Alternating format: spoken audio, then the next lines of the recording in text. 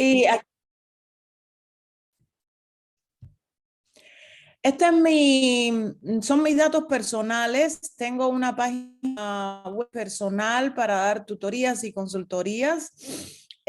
Aquí les tengo la dirección y también tengo un canal de YouTube que abrí estando acá en el cual hay actualmente 19 videos de geología para ayudar a los jóvenes, sobre todo a los profesionales, incluso aquellos que ya lleven trabajo tiempo en geología. Y tengo videos de campo, sobre todo, en el cual se ofrecen diferentes soluciones a problemas de la geología que aparentemente son sencillos, pero que muchas veces no sabemos. Entonces los invito a que visiten mi canal de YouTube con todos los videos de geología y también se suscriben si les gusta.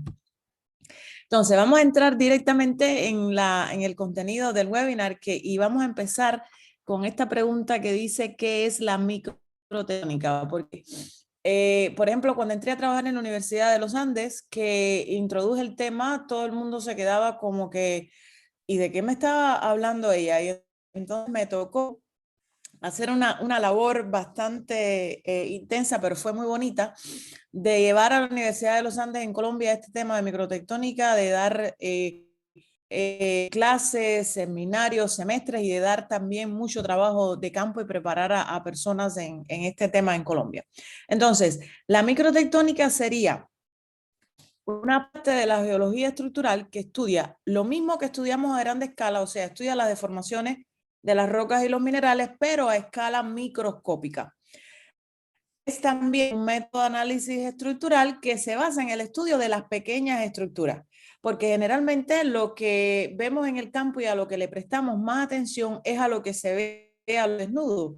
Sin embargo, las pequeñas estructuras, eso me lo decían mis profesores de geología estructural cuando hice mi maestría en Holanda, decían, never overlook the microstructures because they are the key of the macrostructures. Lo que ves en pequeña escala, lo que ves en pequeña escala es el reflejo de lo que está pasando a nivel regional, entonces no se debe subestimar. Entonces, con las pequeñas estructuras tectónicas también puedo reconstruir la sucesión de fases de formación de roca de un área determinada y puedo revelar todo lo que ha pasado en una zona específica a un nivel muy detallado, hasta el punto que le permite construir historia sólida sobre una zona que está trabajando que es prácticamente irrebatible. Tampoco la palabra irrebatible es 100% seguro. Siempre en geología hay cosas que se debaten, porque donde hay una evidencia pueden haber 5 opiniones, pero lo que le quiero recalcar es que teniendo una base de datos con datos microtónicos, tan robusta su base de datos, tan sólida, que su historia se hace muy muy buena. La gente generalmente tiende a creer lo que estás haciendo o lo que estás debatiendo. Entonces, ¿cómo ubicamos la microtectónica dentro de la relación de escalas en los estudios estructurales? Sé que esta parte de la geología estructural es prácticamente, es bien nueva comparado con lo que existe de geología estructural de los años. El creador de la geología estructural fue el profesor holandés Hensuar, que ya falleció. Tuve el honor de que Hensuar fue uno de mis external exámenes de mi tesis de maestría en Holanda, que la hice en rocas metamórficas del sur de España. Y el profesor Hensuar comenzó a estudiar las rocas metamórficas de los Pirineos franceses y se dio cuenta que su área estaba absolutamente llena de estructuras muy pequeñas y se dio a la tarea de introducir esta nueva rama al estudio de la geología estructural, estudiando las microestructuras de los Pirineos franceses, y hizo una cantidad de contribuciones excelentes a la geología estructural. Y a partir de los trabajos del profesor Hensuar, autor del libro Microtectonics, que yo le llamo la Biblia de la microtectónica, que ok, no fue mucho entonces. Entonces, les estaba diciendo a todo el que a partir de este webinar o los que ya conozcan sobre el tema de microtectónica, incursionar sobre el tema, les recomiendo ese libro que se llama así sencillamente Microtectonics. Es de Keith Pasquier and Trow. Tiene 2 versiones hasta el momento y es un libro muy bueno que trae todo lo que le voy a explicar acá a escala muy detallada. Entonces, veamos dónde encaja la microtectónica dentro de los estudios de escalas geodinámicas. Cuando estamos hablando de escalas planetarias, cuando hablamos de estudios tectónicos, estamos hablando de dimensiones que van desde unos miles de kilómetros hasta o kilómetros. Por ejemplo, cuando estudiamos un continente, una cordillera. Cuando hablamos de estudios de geología estructural, estamos hablando de dimensiones que van desde metros a metros. Sin embargo, cuando hablamos de estudios microtectónicos, estamos hablando de estructuras o texturas de deformación que tienen dimensiones, al principio dice escala micro, pero los estudios microtectónicos se consideran estudios de estructuras que están por debajo de 1 metro hasta escalas nanométricas. Usted puede estudiar estructuras pequeñitas en el campo y puede llegar a estudiar las texturas de deformación, inclusive bajo aumentar una imagen que usted le ponga hasta 1000 veces el tamaño real. Entonces imagínense que yo puedo descubrir prácticamente el mundo en un grano mínimo. Entonces ese es el lugar donde se encaja en la relación de escala los estudios de microtectónica. Este gráfico es en mi página web. Fíjense de nuevo acá la clasificación de las escalas desde geodinámicas hasta microtectónicas. Y yo puedo usar, cuando estoy haciendo un trabajo estructural, la unión, yo puedo hacer una interrelación entre estudios a todos estos niveles con modelos tectónicos. De esto no vamos a hablar hoy, eso merece un curso especial, cómo yo con una base de datos estructural puedo llegar a construir un modelo tectónico que me está pasando en mi área. Pero bueno, de forma general, para que sepan que yo puedo integrar toda esta información desde estudios micro hasta estudios geodinámicos y construir los técnicos. Entonces, empecemos por una pregunta que me hacen mucho siempre. ¿Por qué la tectónica no se aplica de forma constante en estudios estructurales? Estas son cosas muy mías, estas son cosas de resultados de los años trabajando y de preguntas que me hacen cada vez que hago un curso o una presentación. Fíjense que no se tienen generalmente en cuenta. ¿Por qué? Por la pequeña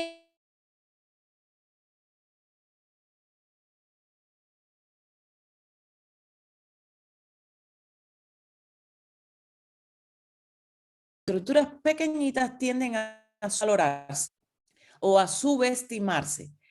Y también, bueno, esto ya es mi internet la que tiene problemas. Qué interesante, no todavía. Mi internet nunca tiene problemas.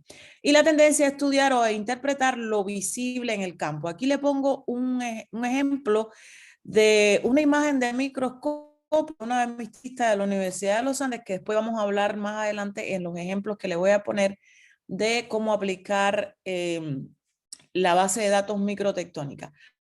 Ahora, ¿por qué es importante integrar esta parte de la...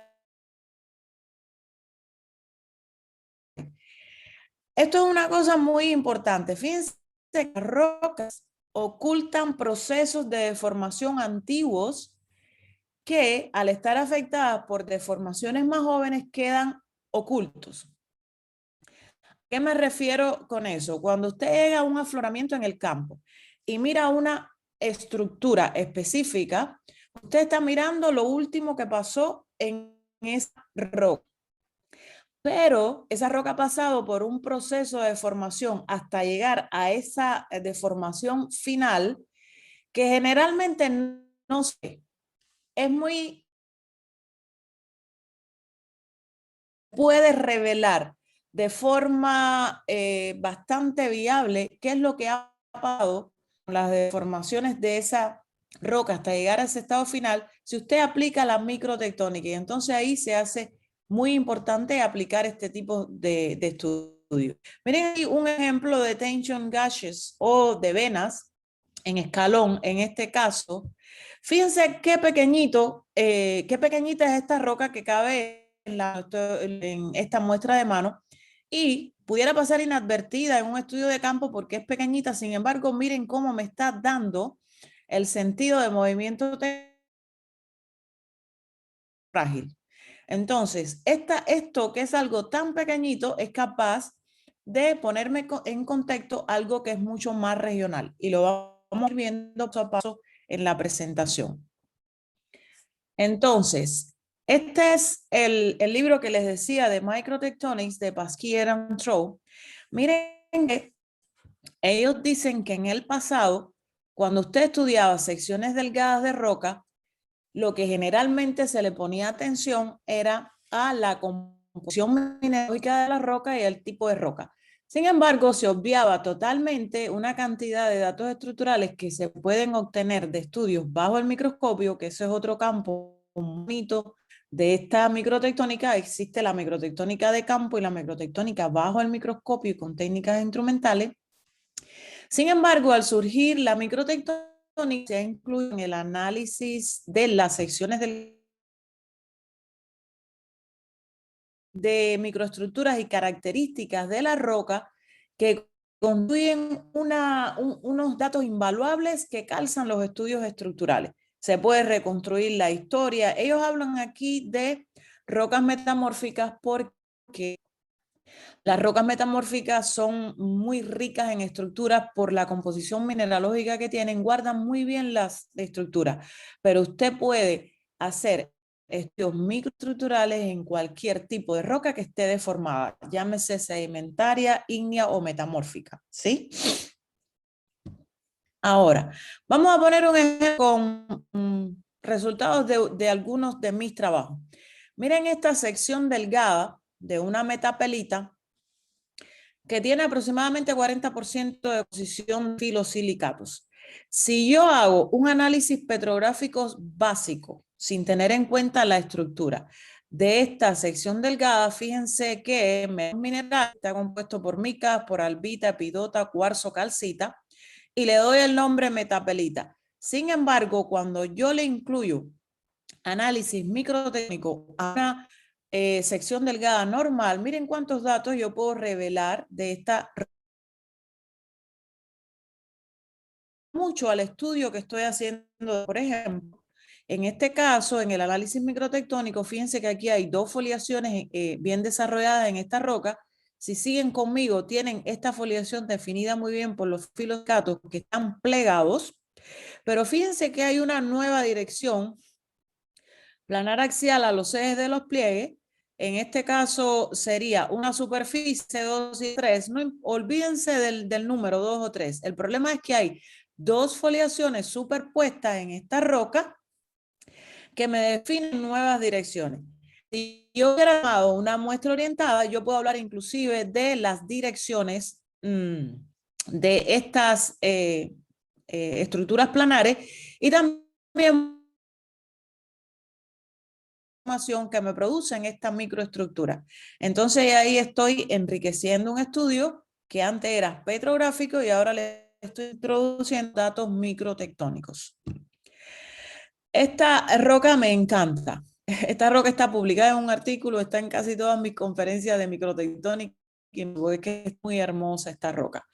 Es una metabasita, esquisto derivado de rocas volcánicas básicas. Miren aquí sin interpretarla. Interpretarla, cuando usted mira esta sección delgada, tiene una microestructura que resalta la atención. Importantes o interesantes de esta roca. Por ejemplo, miren este porfidoblasto aquí grande, que es una epidota. Fíjense cómo tiene internamente una serie de líneas. Miren también, donde quiera que la miren, tiene como si fuera algo contenido dentro, que está en posición discordante con lo que hay en la matriz, ¿sí? Este que está en primera característica. Fíjense que aquí, si siguen el cursor, van a ver que la matriz está plegada, así, ¿sí? Casi en la línea horizontal. Pero hay una nueva acá que define una línea y que tiene una definición. Es una nueva superficie planar. Entonces, yo tengo aquí, independientemente de los minerales que me componen esta metabasita, una microestructura que me está dando datos y me está dando por sí sola de qué es lo que le ha pasado a esa roca hasta llegar a esa deformación final. Fíjense que le voy a poner la interpretación en una superficie que está conservada dentro de estos porfidoblastos, que sería una superficie planal relíctica, lo primero que surgió, y en la medida en que las rocas se van muy deformando, fíjense cómo van surgiendo otras nuevas superficies planares. Un ejemplo de los más bonitos que tengo para explicar lo importante que es no subestimar las pequeñas cosas.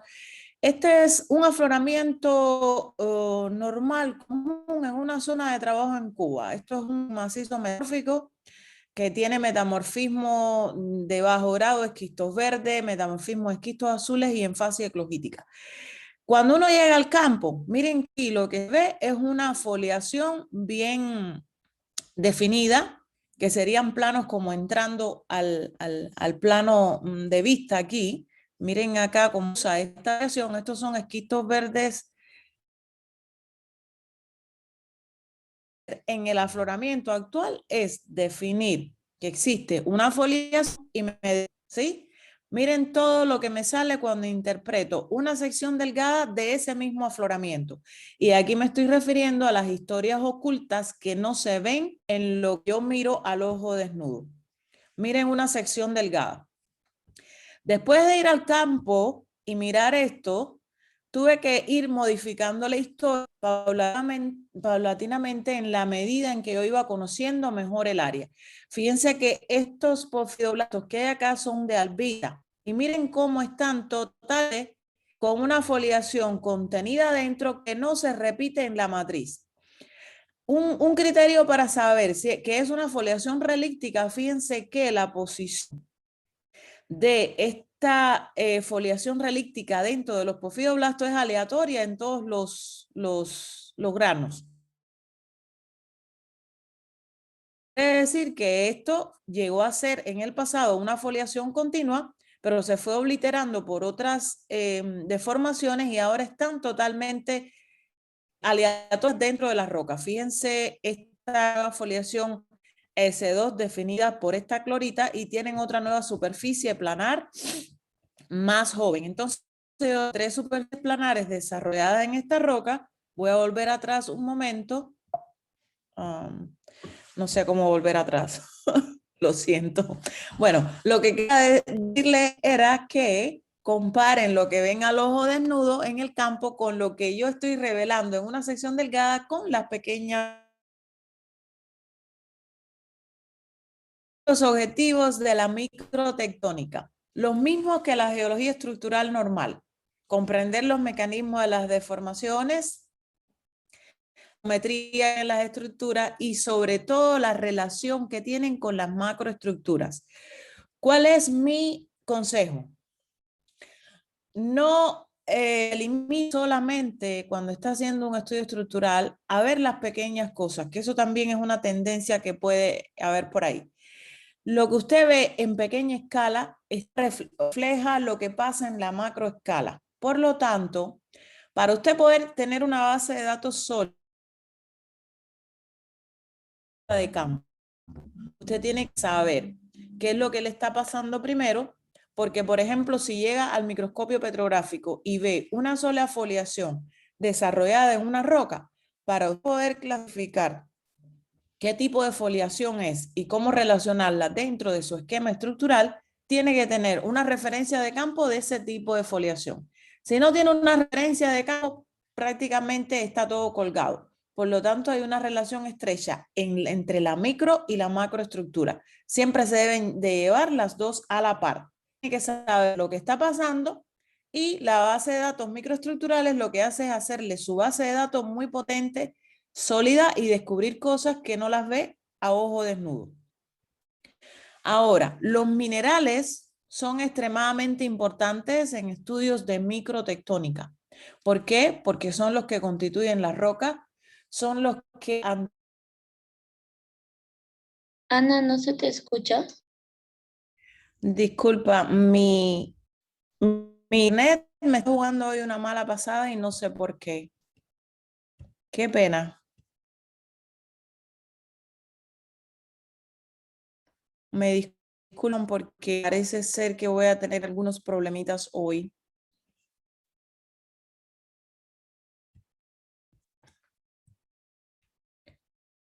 A ver, estamos hablando acá de la importancia que tienen los cuáles son la importancia que tienen los minerales para esto. Esto me saca un poquito de paso que la internet esté inestable. Entonces, vamos a ver en campo qué es lo que normalmente hace un geólogo de campo si no tiene o si no aplica los estudios de microtectónica en el campo. Yo no estoy diciendo que no aplicar la microtectónica es un error, no entiendan mal. Yo estoy intentando transmitirles con este webinar de que sería una herramienta muy importante que lo introduzcan en sus sin microtectónica esté mal. Yo lo que veo es que la microtectónica me va a aumentar mucho o me va a calzar mucho la historia que estoy haciendo y me va a dar mucha evidencia. Entonces, por ejemplo, miren acá, llegamos al campo, esto es un pliegue, una estructura mayor de 1 metro, pues eso es lo que todo el mundo mira, llama la atención, lo identificamos, lo medimos, lo interpretamos. Sin embargo, miren acá, esto es un perfil de uno de mis trabajos en Cuba. Miren las pequeñas cositas que están incorporadas a este hablar de estructuras regionales.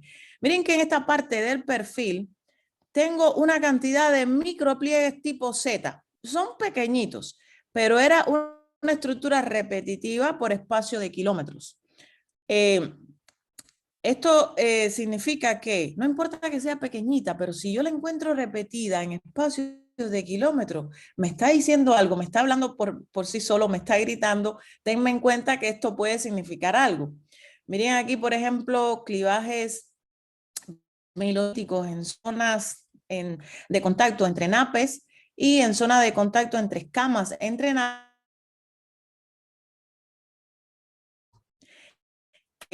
Pequeño, pero miren la interpretación regional del perfil. Aquí tengo la relación entre las superficies planares detectadas en el perfil, pero las pequeñas estructuras permitieron interpretar que existía un gran pliegue volcado en esta dirección de acá, que sería noreste, que se correspondía con la dirección de transporte tectónico de todos los napes presentes en la zona. Pero esto solamente se vio o salió al hacer una interpretación regional volcando las pequeñas estructuras a un perfil. Creo que este perfil tiene 7 kilómetros o algo, este perfil de acá. Y así sucesivamente en todos los perfiles estructurales regionales, con la incorporación de las microestructuras me fueron saliendo cosas súper interesantes. Y les traigo ejemplos muy bonitos de Colombia, de tesis de mis estudiantes de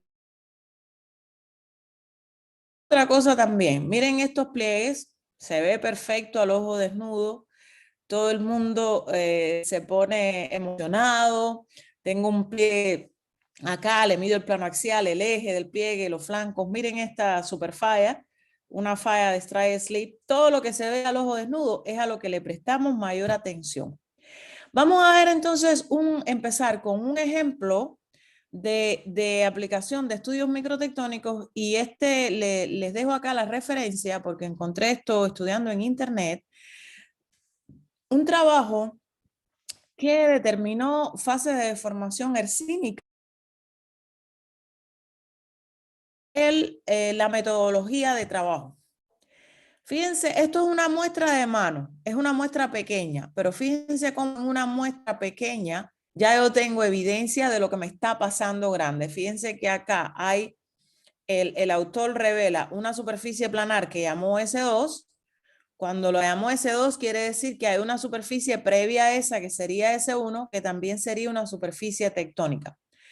Para los que no están familiarizados con este tipo de nomenclatura, todas las superficies planares en la roca se definen con la letra S y la superficie S1, por ejemplo,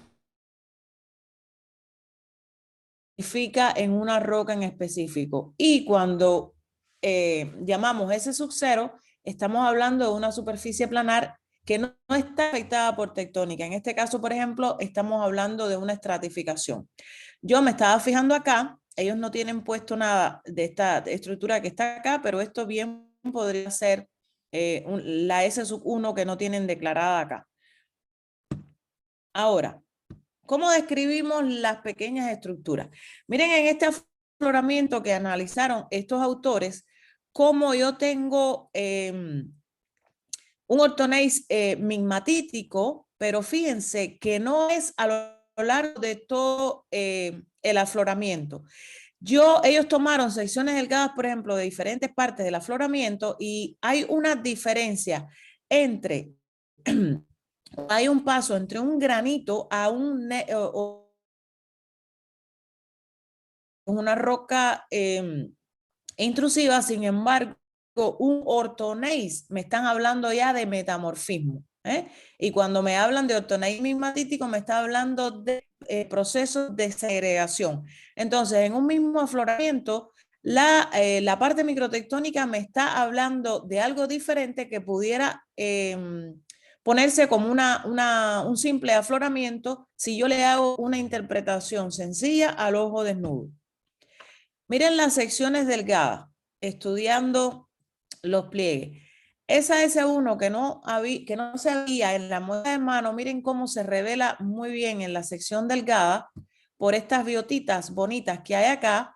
Fíjense cómo la primera superficie tectónica está plegada, está formando pliegues isoclinales y la foliación principal, que es la que se ve en el campo porque es más joven, lo último que pasó, que se vea al ojo desnudo. Sin embargo, cuando yo llego al campo, si yo digo que esa foliación que estoy mirando es una foliación S1 o la primera superficie tectónica, ya estoy cometiendo un error, porque lo que estoy mirando es lo último que pasó. Y entonces miren cómo la sección delgada y el estudio microtectónica,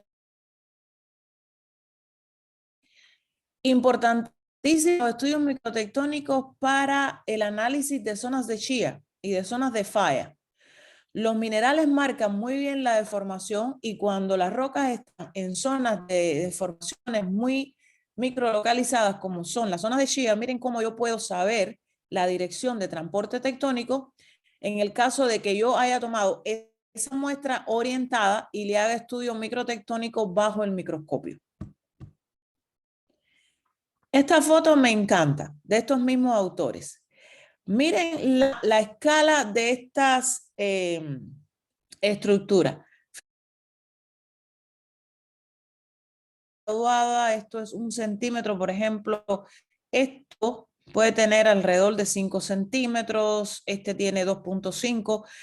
Me refiero a lo pequeñas que son, ¿sí? Pero fíjense cómo todas estas pequeñas cositas que yo veo en esta roca, que es milonítica, esto parece ser una protomilonita, miren cómo todos estos, sobre todo tengo budinas acá, tengo porfiroclastos tipo delta, tengo estructuras SC, me dan el sentido de transporte tectónico en esta roca, en el campo, y yo tengo acá que en esta zona de dada por estas milonitas, que me está diciendo que es una zona de shear dúctil, hay un desplazamiento tectónico hacia o con top hacia el suroeste. Entonces, esas pequeñas cositas me están dando el desplazamiento, el sentido del movimiento tectónico en una falla que pudiera ser, por ejemplo, una falla regional. Miren acá, mica fish, estructura SC, por estudiadas en la micro o reflejadas en las microestructuras. Miren esto que pudiera pasar inadvertido en un afloramiento. Sin embargo, por ejemplo, en estos ortoneises yo tengo estructuras plegadas asociadas a una fase de formación post-D2.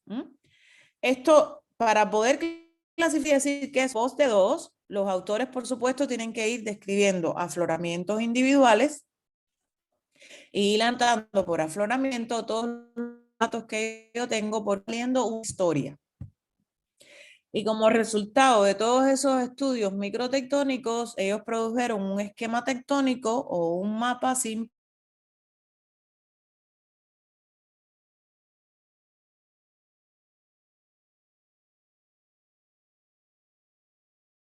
de la foliación S2, que a nivel regional me formarían un pliegue, y las líneas verdes serían la nueva foliación S3 en esa zona.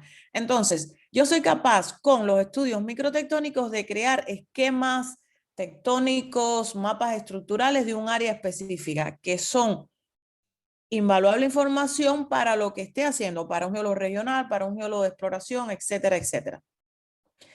Y teniendo en cuenta todos estos datos, yo puedo sacar paso a paso cuáles son las deformaciones que me han ido afectando. Puedo saber el tiempo en que ocurren. Ahora, vamos a darle una metodología de qué hacer si usted quiere adicionar la microtectónica a sus estudios, cómo obtenemos la información. Lo primero de todo es que hay que conocer las estructuras, porque si no las conoce, las ve, le pasa de lado y no las puede analizar, no las puede interpretar. La otra gran parte de los estudios microtectónicos es tomar muestras orientadas para hacer análisis microtectónico bajo el microscopio, que es muy válido, sobre todo cuando estoy trabajando en zonas de shear. Y a través del estudio de la sección que tengo de campo, y puedo construir un modelo tectónico fiable. Vamos a ver entonces algunos ejemplos de reconstrucción de episodios estudiando pequeñas estructuras. Y este quizás sea uno de los que más me gusta a mí, porque es un ejemplo de libro de cómo esas pequeñitas estructuras me ayudan a determinar cosas regionales. Y yo siempre digo, lo primero es conocer las estructuras. Miren aquí un pliegue. Fíjense en este pliegue cómo cuando ocurre el plegamiento yo tengo el desarrollo de un clivaje que está asociado a la formación de este pliegue. ¿Sí? Ahora, generalmente, yo diría siempre, el clivaje, cuando se forma un pliegue, hace como un fanning o un abanico alrededor del pliegue, de la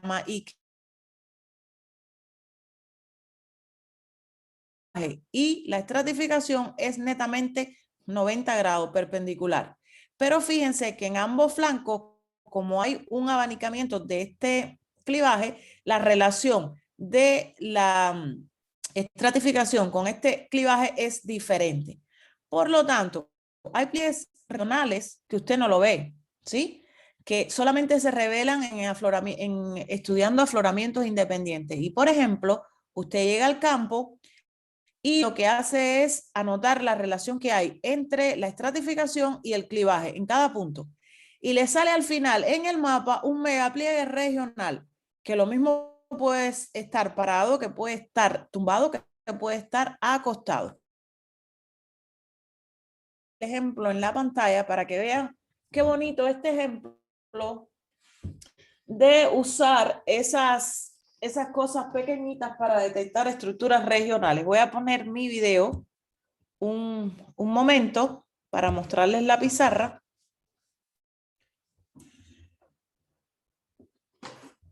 De lo que estoy haciendo. Por ejemplo, estoy acá en campo, tengo acá el afloramiento 1, el afloramiento 2 y el afloramiento 3, ¿verdad? Y yo llego y me encuentro que esta es la relación que hay entre mi clivaje y mi estratificación.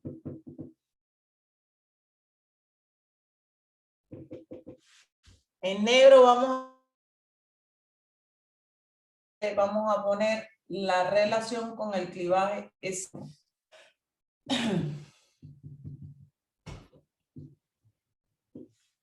Entonces, teniendo en cuenta las características que les había dicho de lo que pasa cuando se forma un plegamiento, y vamos a demostrárselo con esta plastilina. Miren qué interesante. Yo tengo esta capa, esta estratificación, y yo voy a plegar. Fíjense cómo se va partiendo ahí, ¿verdad? Imagínense que este sea la formación de un clivaje y en esta parte se abre acá y se abre acá. Este sería el plegamiento regional y miren la relación del clivaje, ¿verdad? Ahora, si yo tengo esta relación en campo y vamos a suponer que esto tenga 10 kilómetros, ¿verdad? Yo no veo el pliegue regional, pero si yo el mapeo por afloramientos individuales de todo lo que yo veo, miren cuál sería la relación que me queda cuando yo hago la interpretación regional.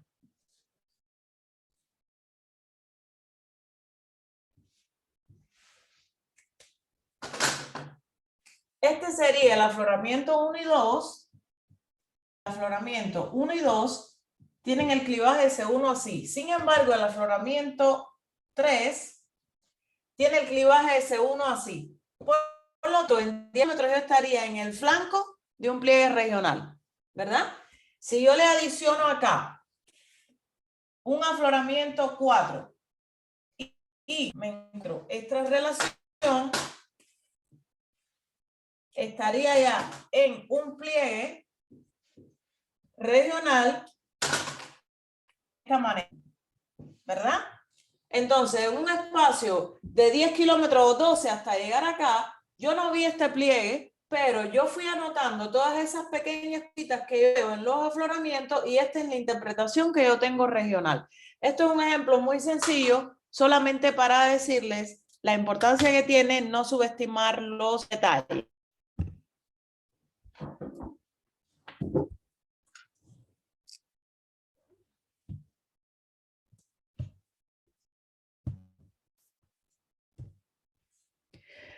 Seguimos entonces. Miren acá. Esto es un afloramiento de uno de mis estudiantes de tesis en Colombia. Rocas sedimentarias. Yo creo que son areniscas. Y me gustaría preguntarle a alguien de la audiencia que quiera participar, ¿qué es lo que ven acá que le llama la atención de la estructura que están mirando? ¿Alguien quiere participar? ¿Qué es lo que se ve? Lo que más resalta acá.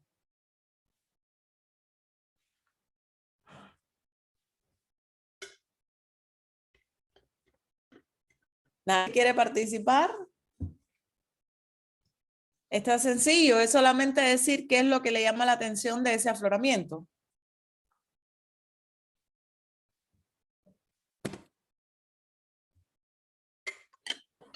Ok. Si nadie quiere participar, entonces lo decimos. Vamos a hacer una interpretación de este afloramiento. Miren, esta sería la estratificación, que es ese subcero, son las areniscas. Y fíjense estas grietas o clivajes que están muy desarrolladas y cortando a la estratificación. Y en una interpretación sencilla yo llego y generalmente ni tan siquiera muchos no le darán importancia a esto que está acá, ¿verdad? Pero miren cuán importante es. Miren qué interpretación. Yo estoy aquí en la zona de charnela de un pliegue porque la relación que hay entre la estratificación y este clivaje es perpendicular. Lo que me está diciendo que yo estoy en la zona de charnela de un pliegue y no estoy mirando el pliegue, no estoy mirando el pliegue. Es solamente basado en los conocimientos teóricos de las estructuras y poder hacer una interpretación haciendo ese análisis de las pequeñas estructuras. Ahora, vamos a entrar a la importancia que tiene la micro en las zonas de shear. Fíjense que desde la superficie sobre la que caminamos hacia las profundidades de la Tierra, tenemos diferentes niveles estructurales que se dan a diferentes profundidades, en las cuales ocurren determinadas deformaciones. Por ejemplo, en profundidades que están a más de 15 kilómetros, estamos hablando de un régimen dúctil en el cual las estructuras que yo veo se formaron en un régimen dúctil, de la cual los más interesantes, no los más interesantes, pero uno de los más representativos serían los pliegues. También tengo un nivel de la corteza que sería el nivel brittle ductile o dúctil frágil, en el cual tengo características específicas de deformaciones, dentro de los cuales las más representativas serían las venas, las tension gashes, y se caracteriza porque ocurren tanto deformaciones dúctiles como frágiles. Y tengo la parte superior de la corteza, que sería el nivel estructural frágil, de 1 a 4. Esto varía dependiendo de los autores. Hay otros que para los cuales el límite frágil llega hasta 5 kilómetros, hasta 6 kilómetros, pero bueno, lo más importante es que en este nivel de la corteza las deformaciones que se producen son de carácter frágil, predominando las fallas y las grietas. Vamos a ver cómo contribuye la micro a estudiar este tipo de zona. Este diagrama es más bonito que el primero. Fíjense que tiene acá montado el relieve. Aquí están los diferentes niveles de la corteza, nivel inferior, medio, superior. Tienen las profundidades y tienen las temperaturas en las cuales ocurre metamorfismo, deformaciones. Pero fíjense que hacia las profundidades de la corteza existen o llamamos shear zone o zonas de cizalla a las zonas de deformación microlocalizada. Hay una diferencia entre zona de cizalla y falla. En la medida en que vamos ascendiendo a la superficie, esta zona de cizalla, que es una zona de deformación concentrada, se convierte en una falla. Una falla sería una superficie de ruptura bien particular, que yo le puedo poner el dedo y decir, esto es una falla porque aquí se han movido bloques. En la zona de shear es diferente porque es una zona. Imagínense que yo hice un video de zona de shear dúctil acá en Australia Oeste, y la falla de Darling, que corre norte-sur de Australia por espacio de 1000 kilómetros, tiene una zona de shear de 20 kilómetros. Para darles una comparación de lo que es una zona de shear y una falla en específico. Ahora, miren todo lo que yo puedo hacer con la micro para determinar sentido de movimiento tectónico en zonas de shear o en zonas de falla. Esto es un bloque diagrama de una zona de falla, y miren cuando yo estudio las pequeñitas estructuras, disculpen, que se producen aquí, por ejemplo, los porfiroclastos, la parte levantada de los porfiroclastos me está diciendo hacia dónde se está moviendo un bloque respecto a otro. En este caso es una estructura de esquistosidad y cizallamiento, que yo tomé la muestra aquí en esta zona de shear y me está dando solamente con un indicador cinemático que esté bien representado, yo puedo aportar y decir el movimiento tectónico. ¿Por qué es importante esta parte micro? Hay veces que estamos frente a un afloramiento y sabemos que es una zona de shear y no encontramos indicadores cinemáticos para decir cómo se mueven los bloques. En ese caso yo les recomiendo, tomen una muestra orientada, estudienla en el microscopio y van a tener resultados que no lo ven al ojo desnudo. Miren qué bonito. Esto es un granito milonítico, pero fíjense la característica. Aquí hay varias cosas. Sí, aquí podemos organizar eventos fácil. Miren que hay una grieta aquí rellena. Miren que hay una foliación definida por estas micas, sobre todo por la orientación de las micas. Y cuando llega a esta zona, miren cómo hay una deformación microlocalizada. Es una zona que tiene borde superior e inferior, y la tengo aquí, la tengo pobremente desarrollada aquí, pero se ve todavía, y la tengo acá. Esto me está diciendo que aquí pasa algo. Esto es una zona de shear. Y si tuviéramos que decir el concepto de una zona de shear, repito, sería una zona de deformación localizada que tiene bordes bien definidos y en el cual las estructuras tienen una deformación característica. Viene por aquí la de foliación milonítica y aquí se aplasta totalmente. ¿Cómo defino el sentido de movimiento en una zona de shear dúctil? En este caso, esto me está hablando de carácter dúctil. Hacia donde se aplasta la foliación, hacia ahí ocurre el movimiento de los bloques. No voy a hablar en detalle sobre muchas particularidades porque si después de este webinar se quedan interesados en saber más de microtectónica, podemos verlo en cursos específicos con metodologías bien específicas. Entonces, miren aquí la definición de la zona de shear, la posición de el estrés compresivo sigma 1 y las foliaciones siempre forman un ángulo de 45 grados generalmente, es la teoría, puede ser más alto también. Un ángulo de 45 grados antes de entrar en esa zona de formación intensa. Miren cómo ocurre la zona de shear. Esto ocurre por cizalla simple, donde hay una traslación o una rotación. Y miren cómo se va aplastando la foliación en la medida en que progresa la cizalla. Miren cómo yo voy teniendo aplastamiento de la foliación y es lo que está pasando acá. Y eso puede ser a escala súper pequeña. También puedo tener la combinación de varios indicadores cinemáticos en una zona de shear dúctil. En este caso, por ejemplo, es una zona de shear dúctil que me habla de un movimiento sinistral. Y fíjense cómo acá se recalca que todo esto que yo estoy viendo aquí lo estoy mirando a escala de centímetros a metros. Y aquí lo estoy mirando a escala de milímetros a centímetros. Son súper pequeñitas, pero me dan tremenda información para poder hablar de sentido de movimiento tectónico. Y como estoy hablando para personas que viven en Centroamérica, les pongo, por ejemplo, en República Dominicana, no sé cómo se llama la falla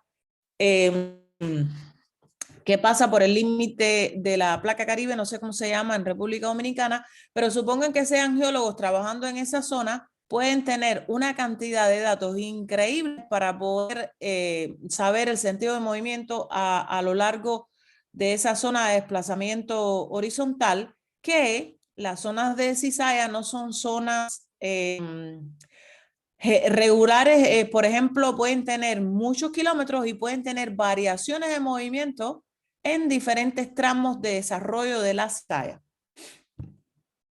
Miren este ejemplo bonito donde yo tengo acá de nuevo una foliación y miren cuando llega aquí, aquí hay una zona de formación dúctil increíble, es una zona de shear dúctil y aquí tienen la definición de los elementos y cómo yo determino el movimiento tectónico en esa zona de shear.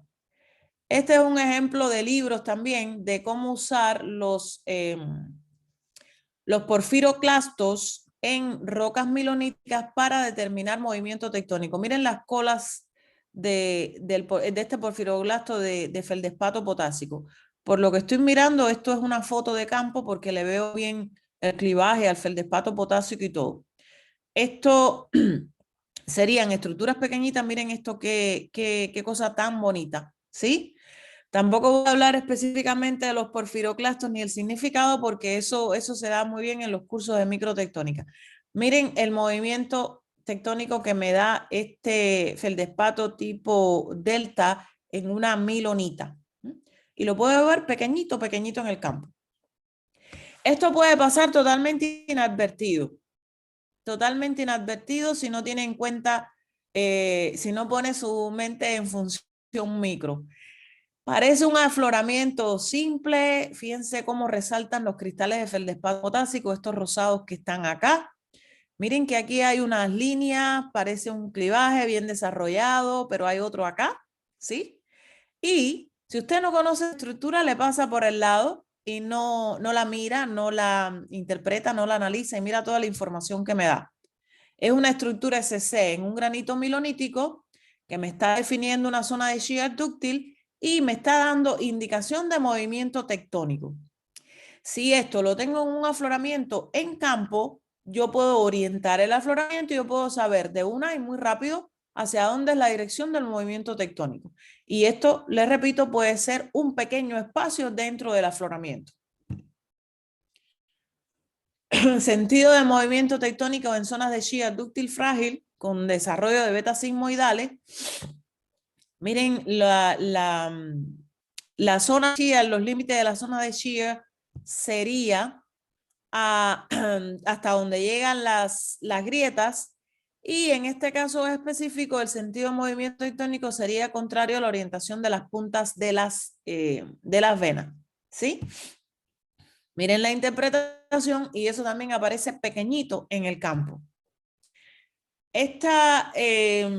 Los que quieran entrar a mi canal de YouTube que les puse al inicio, tengo un video corto de esta cizalla en la falla de Darling que le estaba hablando, que corre acá a lo largo de Western Australia por espacio de 1000 kilómetros, y le decía que posee una zona de shear de 20 kilómetros.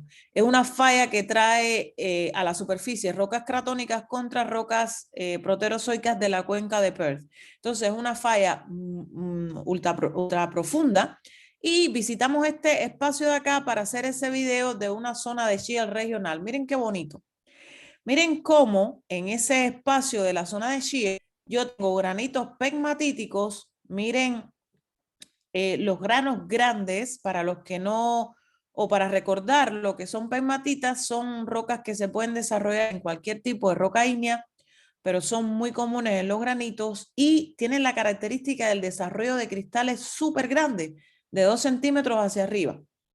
¿Sí? Miren el tamaño de estos cristales y miren a partir de esta línea más o menos cómo comienzan a afinarse o a desarrollarse una foliación milonítica, y miren cómo empiezan a orientarse estos porfiroclastos de feldespato potásico en la dirección del movimiento tectónico. Miren, excelente, me encantó ese afloramiento. Miren los cristales pegmatíticos acá, de esta parte, y de aquí hacia acá empieza el desarrollo de una zona de shear dúctil. Y miren en la parte milonítica cómo tengo porfiroclastos de feldespato potásico dándome la indicación del movimiento tectónico.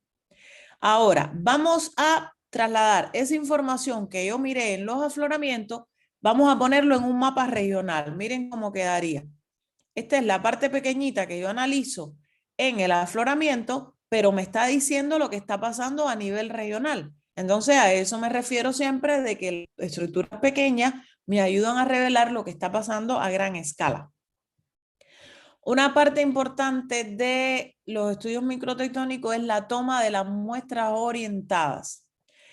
Esto viene en el libro de microtectónica, lo pueden leer allí, cómo se toma una muestra orientada. No me voy a detener acá porque lo tengo mejor hacia adelante.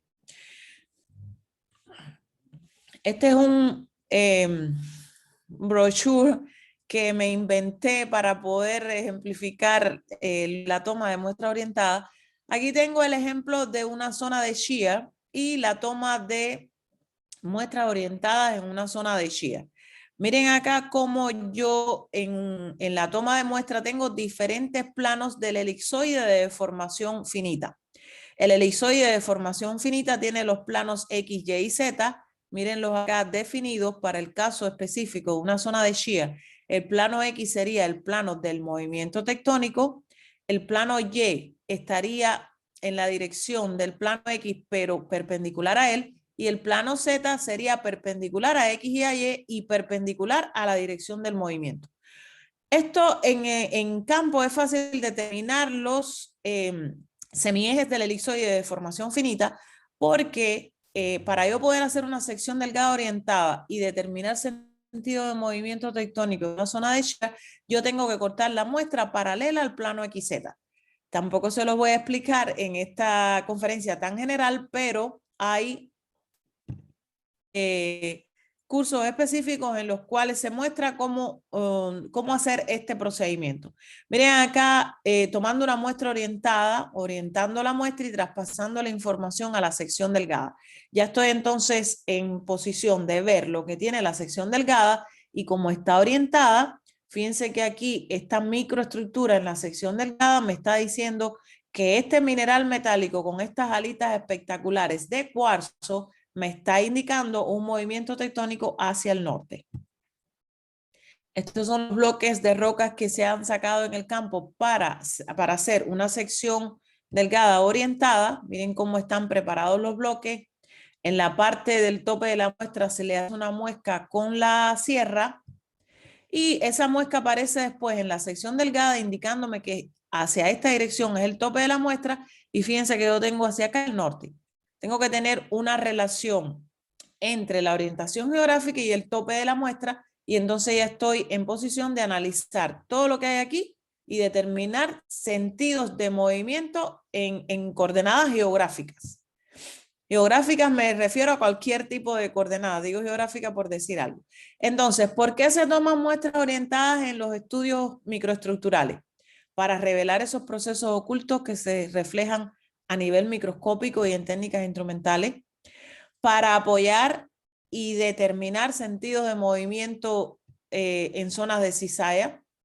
Las rocas metamórficas, les decía, son espectaculares porque guardan muy bien la deformación y aporta también evidencias que no se ven al ojo desnudo, que les permite construir modelos estructurales y tectónicos más reales de lo que está analizando. Cuando yo analizo las muestras bajo el microscopio, me da toda esta información. Puedo revelar los mecanismos de deformación, las deformaciones de los minerales, foliaciones, lineaciones, indicadores cinemáticas, deformaciones, y puedo hacer un orden cronológico de lo que me está pasando a escala micro y lo correlaciono con mi base de datos de campo. Ahora, ya yo tengo toda la información de campo, ya yo hice toda la micro de campo. ¿Qué información me aporta el estudio bajo el microscopio? Los minerales o las rocas tienen marcadores de deformación que yo los puedo identificar, los puedo medir, cuantificar, determinar fase de deformación, hacer el orden cronológico, haciendo el análisis micro tanto bajo el microscopio petrográfico como en técnicas instrumentales. ¿Y cuál es la información básica que me da lo que estoy mirando bajo el microscopio? Lo primero que hay que saber es que los minerales tienen defectos cristalinos de nacimiento, ¿sí? Por ejemplo, tienen defectos puntuales en los cuales debería estar un ion y no está, o un átomo. Tienen defectos lineales. Miren acá cómo me falta una línea de átomos y hay una zona de compresión y una zona de distensión dentro del cristal. Puedo tener defectos de superficie, que es en el límite de los granos. Este sería un grano independiente, este sería un grano independiente. Sin embargo, cuando se unen los dos, la estructura es súper ordenada aquí y en la unión de los granos hay como si fuera un mini caos, ¿sí? Esto es un defecto de superficie. Y también puedo tener rocas que tengan defectos volumétricos, que pueden ser grietas, inclusiones, huecos, como lo ven aquí. Esta imagen de microscopio electrónico de barrido está espectacular. Entonces, los cristales tienen defectos de nacimiento que cuando les infrinjo un esfuerzo a esa roca, lo que hacen estos efectos es migrar dentro del mineral y acomodarse para recuperarse de la deformación. Miren este video muy cortico de cómo un cristal que tiene un defecto, cuando yo le aplico una cizalla, miren aquí la cizalla, miren cómo él mueve las deformaciones o los defectos dentro de la estructura cristalina y se reorganiza para combatir la deformación. Miren cómo se va moviendo por un plano de deslizamiento. ¿Sí? Este acá sería un plano de glide o un plano de deslizamiento, se reestructuró de nuevo y miren cómo quedó la estructura cristalina reorganizada. Eso se queda marcado en los minerales y se puede ver e identificar bajo el microscopio. Este también está bonito, súper corto también. Miren lo que pasa en la estructura cristalina de un mineral. Miren acá. Esto es bajo efecto de una deformación. Las deformaciones se mueven, saltan. Y miren cómo se reorganiza la red cristalina. Ahora, eso es desde el punto de vista teórico. Vamos a ver en fotos reales bajo el microscopio cómo se ve. Estos son también los ejemplos que vimos en los videos de cómo se van moviendo las deformaciones y cómo se van reorganizando, pero eso me deja un marcador. Ahora, eso que vieron del deslizamiento a través de un plano es reajuste de la red cristalina. Miren cómo se ve bajo el microscopio cuando yo veo una sección delgada, inclusive sin saber nada de deformaciones, sin saber qué tipo de marcador es, yo puedo mirar una sección delgada y de una yo puedo decir, esta roca está deformada. Y entonces entro a estudiarla con más detalle. Miren qué bonito esto es un cuarzo. El cuarzo o cualquier mineral, cuando yo lo giro en la platina en el microscopio, tiene 4 posiciones de extinción en el cual se ponen negros. Ahora, esas posiciones de extinción tienen que ser regulares, o sea, si yo tengo una posición de máxima brillan 3 y yo giro la platina, se tiene que poner negro a la vez. Sin embargo, hay minerales que cuando yo giro la platina tienen extinción, lo que llamamos extinción ondulatoria.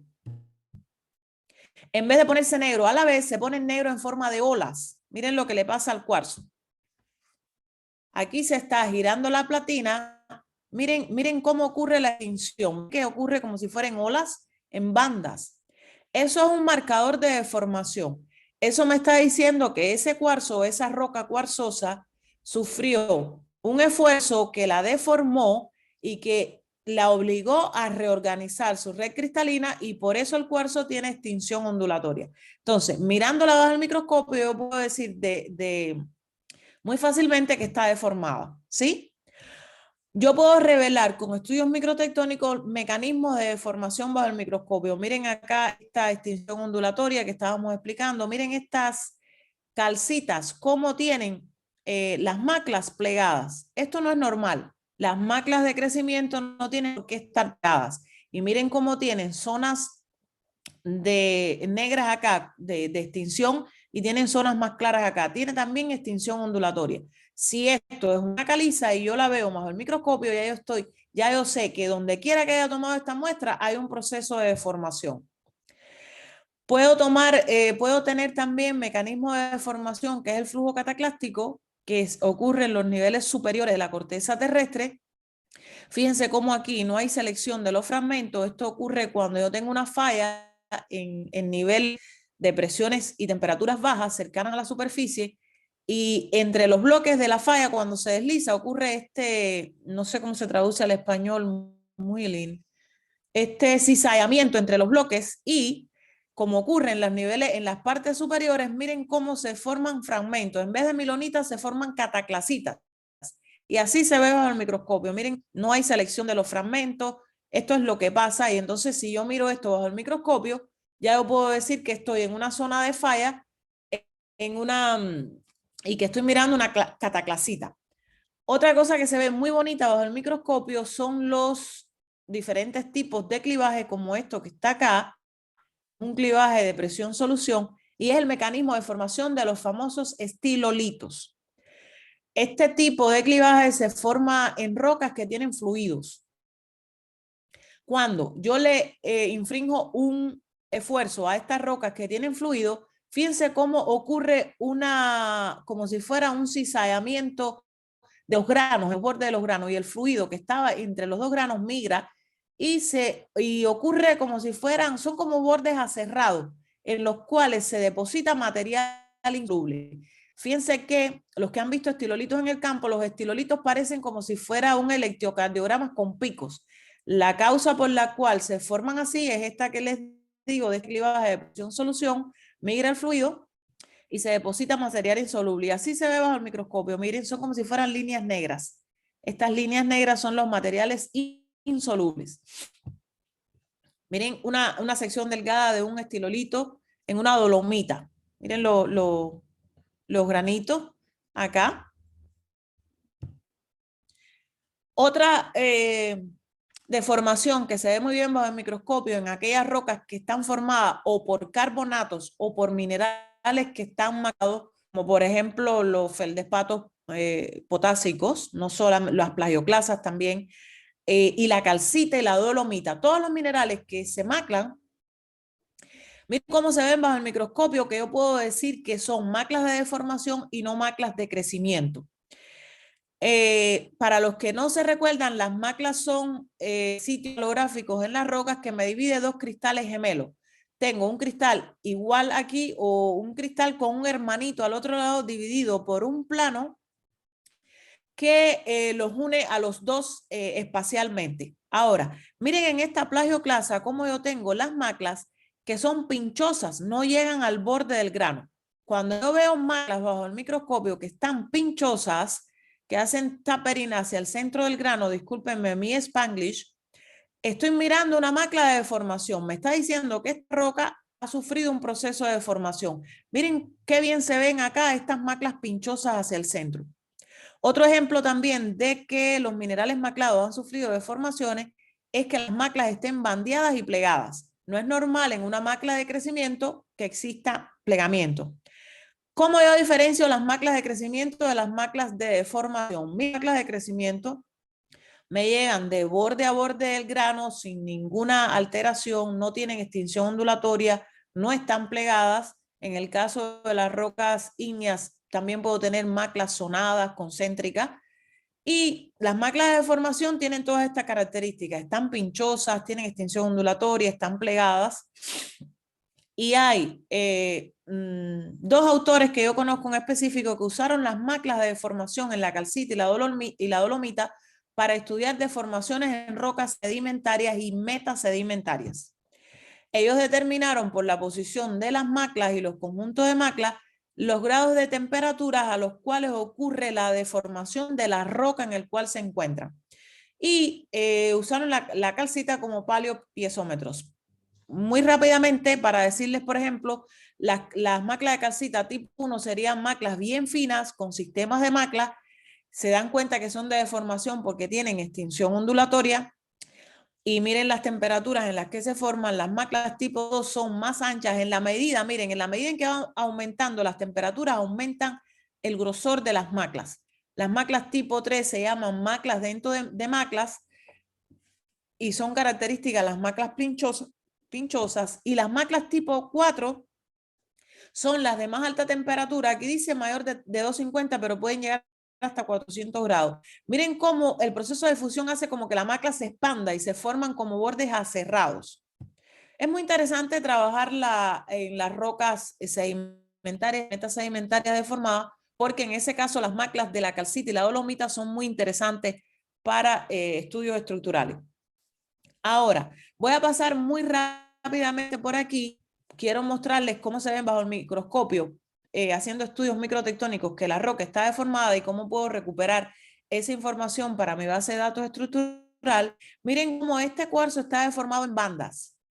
¿Por qué se forman las bandas de deformación en cuarzo? Cuando está sometido a un esfuerzo, la red cristalina como que se distorsiona, y entonces para recuperarse la deformación, la respuesta de la roca es, en vez de tener todas esas deformaciones microlocalizadas en el volumen del cristal, lo que hace es que las reorganiza en bandas para quedarse libre de deformaciones aquí y aquí. Por eso es que se ven en bandas de esta manera.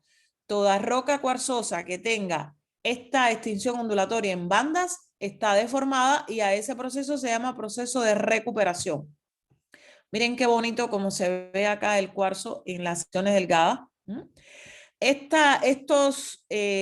Estas bandas también se llaman subgranos, o sea, un grano grande se puede dividir en granos más pequeñitos, que lo mismo pueden estar en bandas que pueden ser en granos normales subredondeados como estos que ven acá.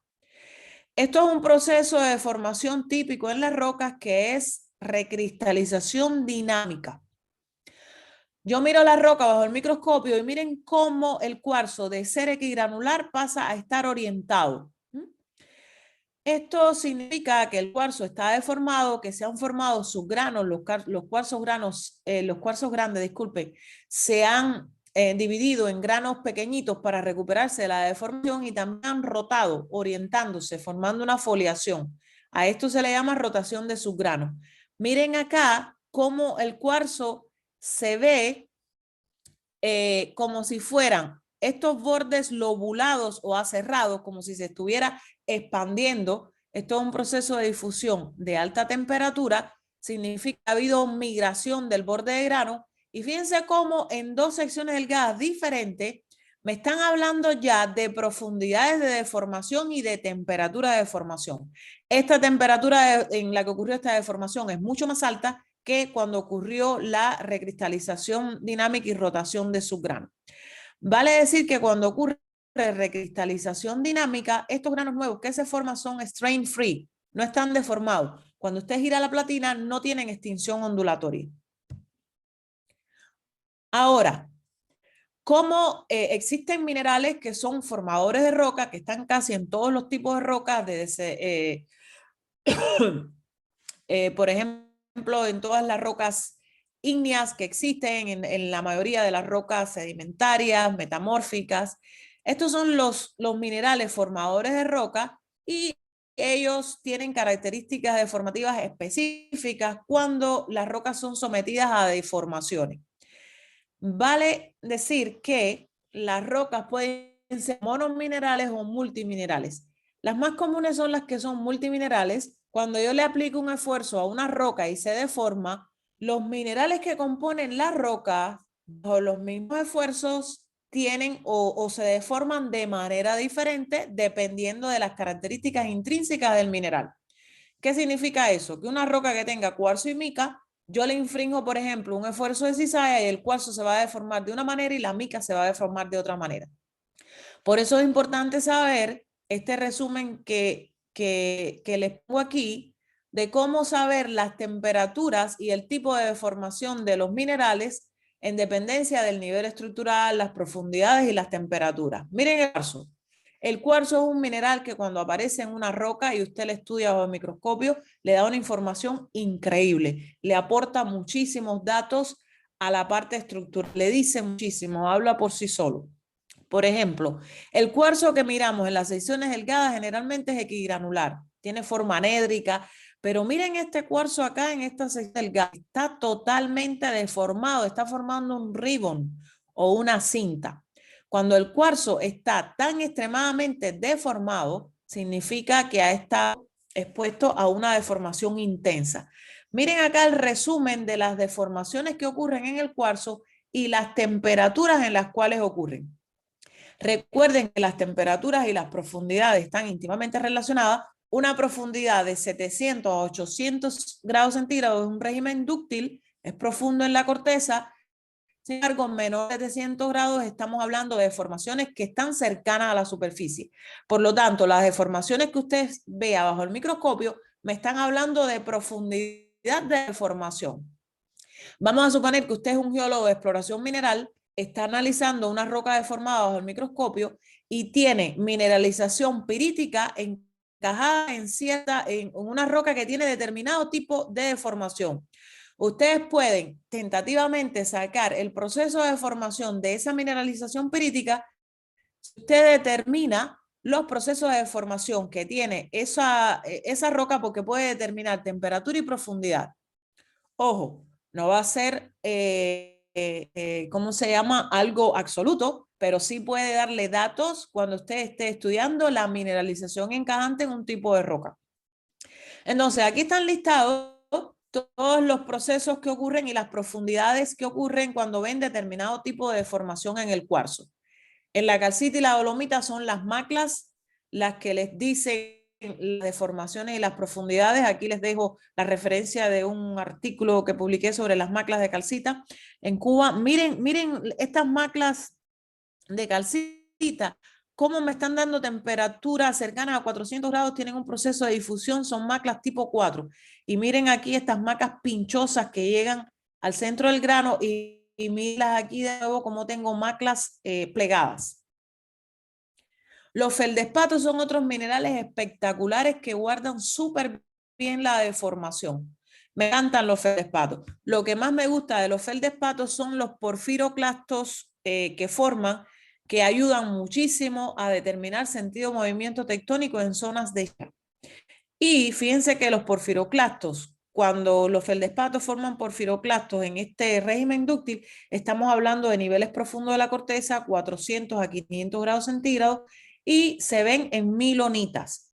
Aquí hay otras deformaciones en otros cristales que son las mirmequitas, pertitas, etcétera, pero quiero resaltar uno, al menos este que es el más espectacular, y aquí están las temperaturas en las que ocurren. Estos son resúmenes que he hecho de las deformaciones de los minerales.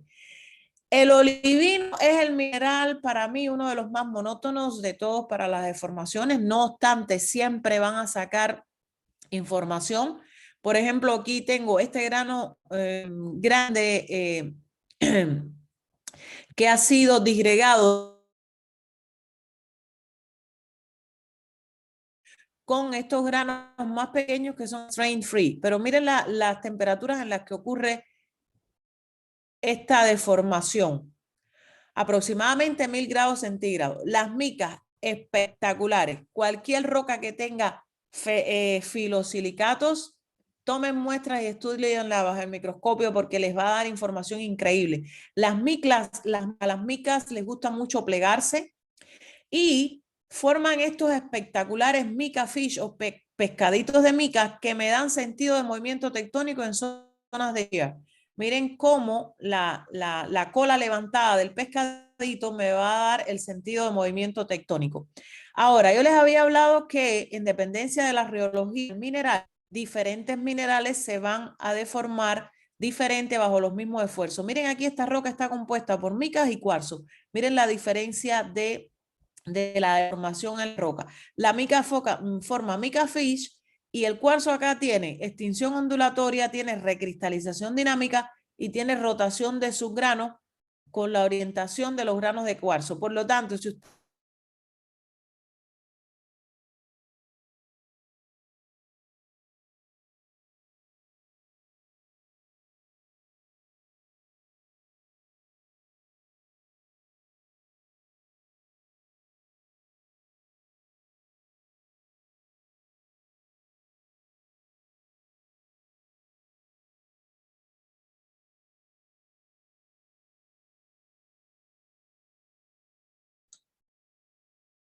Ana, me parece que tu audio se ha desactivado.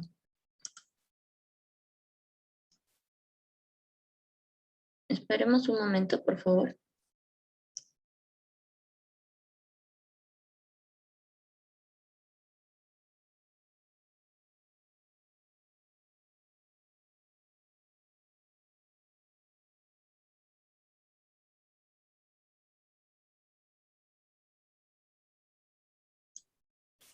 Ana, ¿nos logras escuchar? Sí, se me fue el internet de nuevo. Ok. Pido miles de disculpas. Voy a llamar a la empresa cuando termine acá porque no puedo dar cursos online con el internet inestable. Me cambié de internet provider hace poco y nunca había dado una clase con esta nueva internet, pero me está dando problemas, así que pido disculpas. Piroxenos y anfíboles, les decía que los piroxenos forman lamelas de deformación, fracturación a alta temperatura y los anfíboles se deforman generalmente por maclado, por kinking y son más resistentes que los piroxenos a las deformaciones. Otra cosa que puedo hacer bajo microscopio petrográfico es determinar las diferentes foliaciones que tiene la roca y hacer una reconstrucción de los procesos de deformación en esa roca. Es fácil porque al inicio recuerden que les puse secciones delgadas en las cuales es fácil reconstruir los tipos de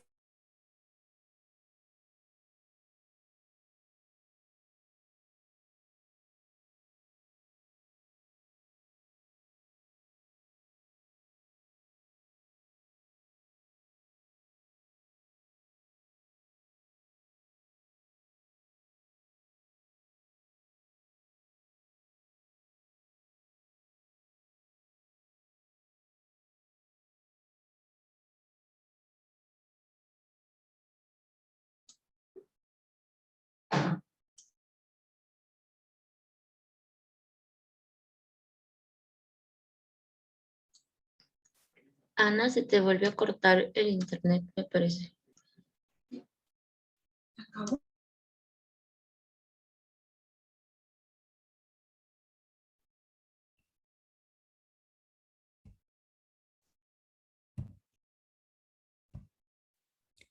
Ya estamos terminando porque la internet me tiene mal. Les había dicho que aquí les traigo la interpretación de estas secciones de cada para que vean cómo puedo aportar datos micros más allá de la interpretación de la composición mineralógica y el tipo de rocas. Y también la micro me ayuda a hacer orden cronológico de eventos bajo el microscopio. Miren qué bonita esta roca. ¿Qué está pasando acá? Tengo un evento en el cual se me plegaron estas miclas que están aquí dentro de estas bandas de cuarzo. Y tengo un evento 2 en el cual las miclas forman horizontes nuevos.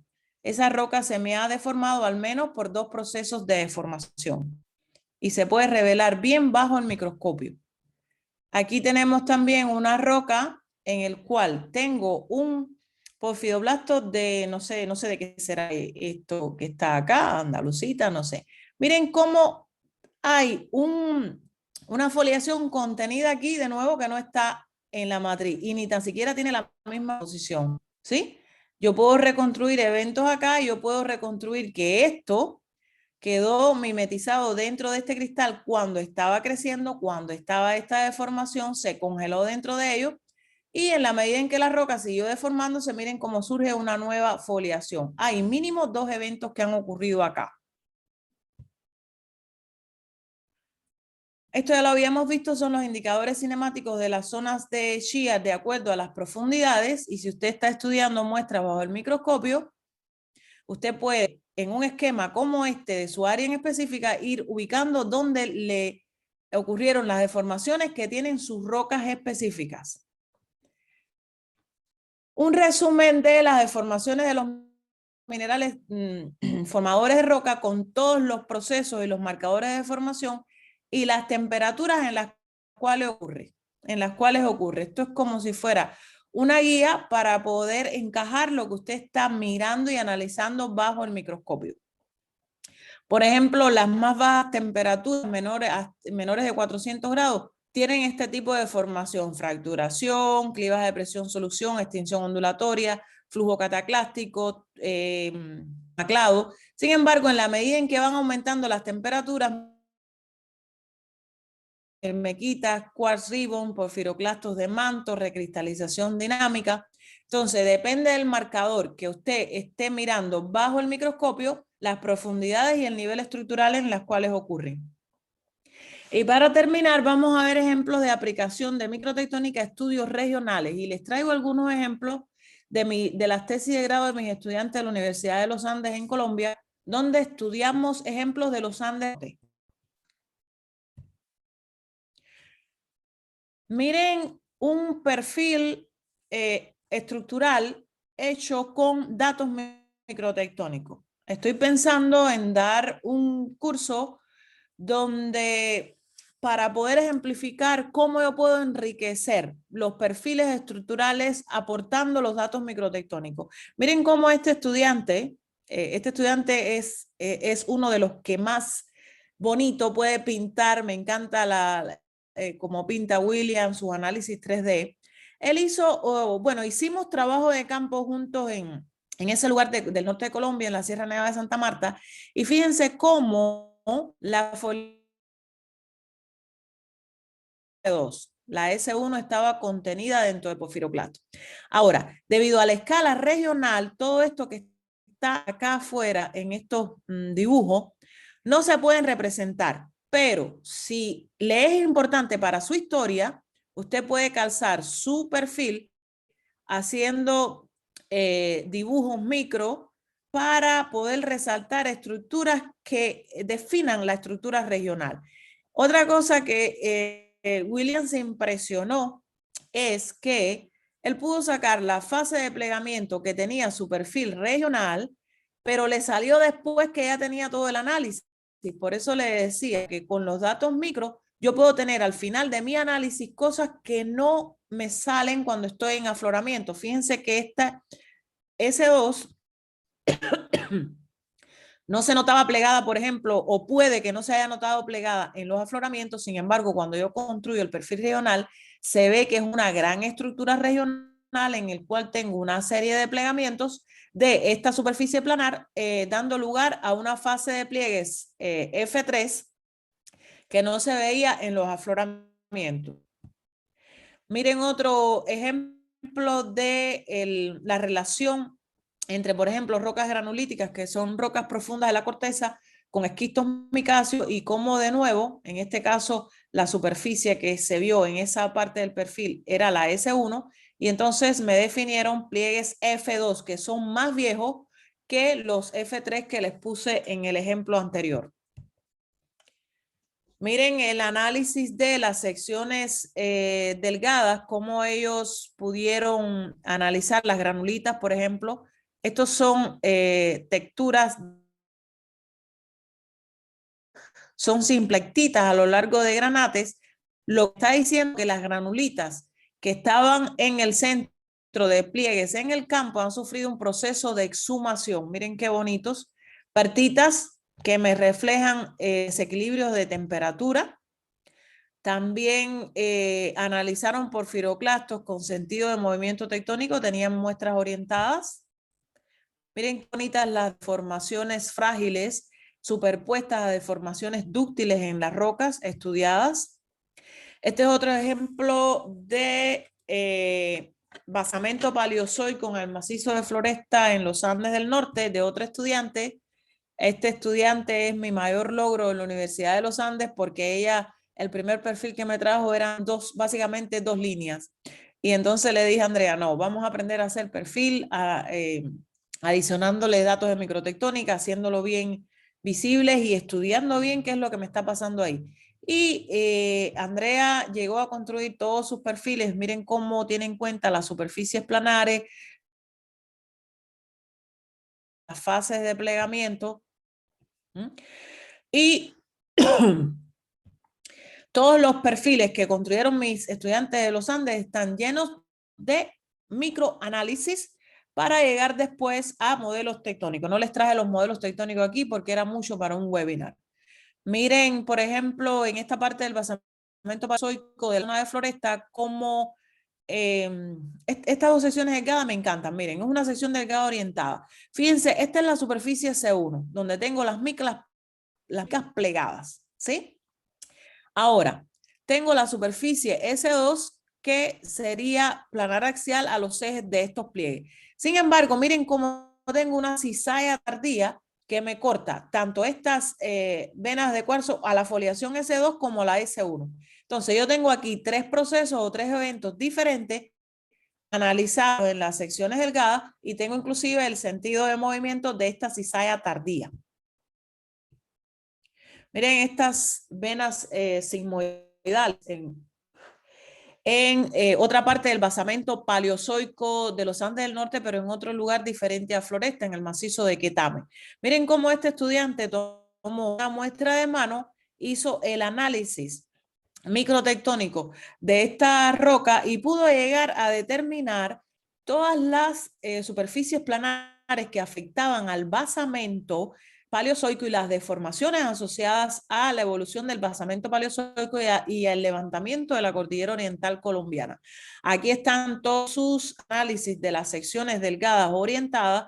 Miren cómo tiene porfiroclastos, sentidos de movimiento tectónico, recristalización dinámica en cuarzo, migración del borde de grano, y todo eso lo encajó en una tabla con profundidades, temperaturas, deformaciones, un trabajo súper lindo. Y este ejemplo final lo tomé de un paper de unas islas en Japón. Me gustó mucho porque estos autores estudiaron esta parte central de esta isla, no sé ni cómo se pronuncia, Tokunoshima, en el suroeste de Japón, en las Amari Islands. Y ellos estudiaron una zona rica en serpentinitas, en gneiss diorítico, en anfibolitas, intercalados con esquistos pelíticos.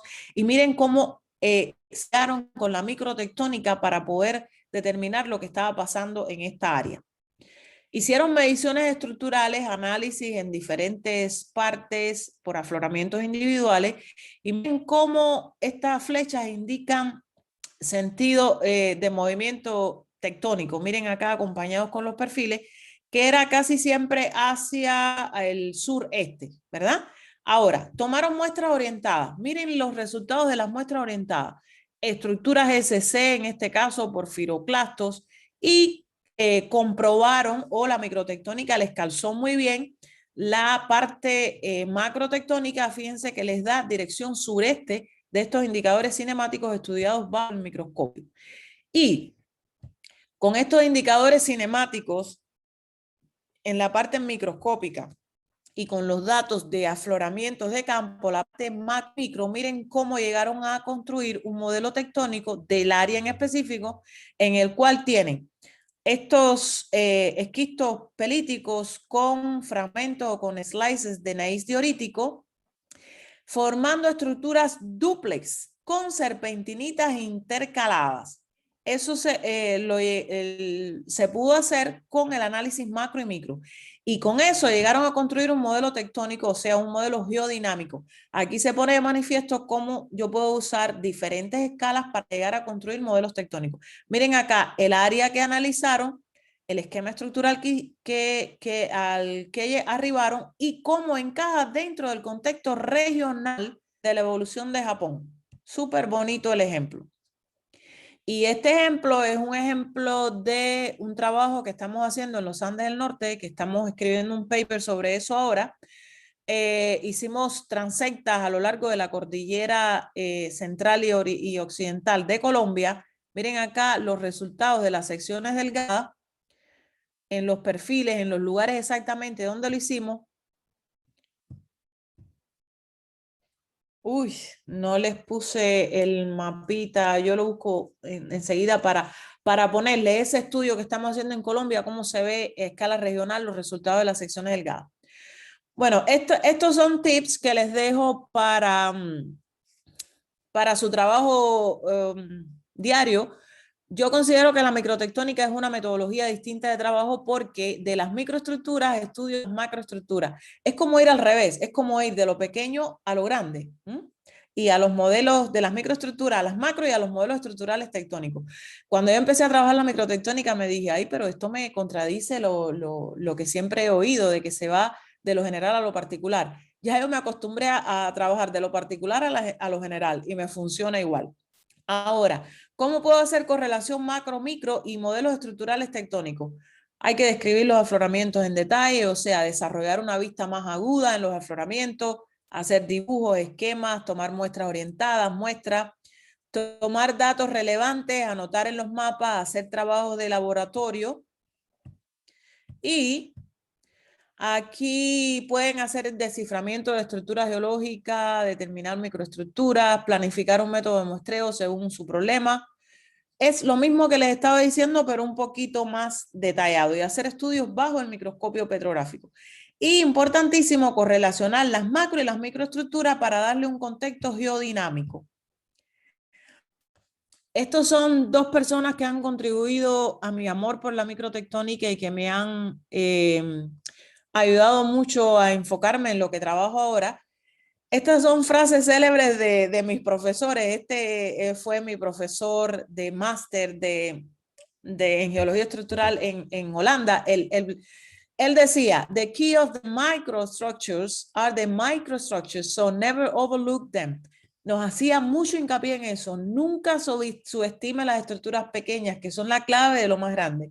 Y este es uno de los tutores de mi tesis de doctorado, mi gran maestro de Cuba, geólogo estructural muy bueno, que siempre me decía, lo más importante en los estudios estructurales es tener la evidencia. Con la evidencia pueden haber muchas interpretaciones, pero si la interpretación que usted escoge se basa en un hecho real y es viable, es válida. Y lo pequeño, lo que hagas de microtectónica te aporta tanto a esa base de datos que es prácticamente irrebatible. Entonces, ahí terminamos. Espero que hayan entendido algo de lo que les he hablado y que a partir de ahora puedan ver que la microtectónica es algo súper importante para los estudios estructurales. Sí, quería decir que si alguien se encuentra interesado en conocer más de cómo se pueden hacer estos estudios y más detalles, porque hoy hablé muy general, los invito a seguirme en los cursos a través de Facebook, porque estoy dando cursos de microtectónica en diferentes fases y también planifico dar cursos de micro con Aminco. Sí, ya vamos a estar publicando la programación para los cursos cortos. Muchas gracias a todos. ¿Este webinar queda registrado para Facebook? Sí, lo vamos a subir. Ya les enviamos Perfecto, el link. gracias. Sí, gracias a todos. Buenas noches.